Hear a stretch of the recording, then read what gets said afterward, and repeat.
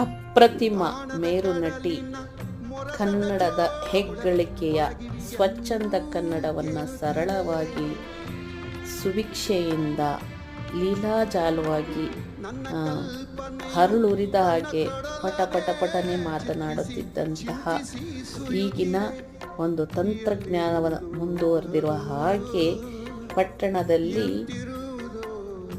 ಉಗೆಬಂಡಿ, ಮೇಲ್ಸೇತುವೆಯ ಉಗೆಬಂಡಿ, ವಿದ್ಯುತ್ ಶಕ್ತಿಯಿಂದ ಓಡುವಂಥ ಉಗೆಬಂಡಿಯಲ್ಲಿ ಅವರ ಧ್ವನಿ ರಾರಾಜಿಸ್ತಾ ಇದೆ. ಅವರ ಕನ್ನಡದ ಒಂದು ಅಚ್ಚರಿಯ ಮಾತುಕತೆ, ಸಂಭಾಷಣೆ, ನಿರೂಪಣೆ ಮತ್ತು ಅವರ ಒಂದು ಎಲ್ಲೇ ಹೋದರೂ ವ್ಯಾವಹಾರಿಕವಾಗಿ ಕನ್ನಡವನ್ನು ಬಳಸುತ್ತಿದ್ದಂಥ ಅಚ್ಚ ಕನ್ನಡತಿಯನ್ನು ನಾವು ಕಳ್ಕೊಂಡ್ವಿ. ಅಪರ್ಣ ಅಕ್ಕ, ನಿಮ್ಮ ಅಗಲಿಕೆ ಈ ಕನ್ನಡದ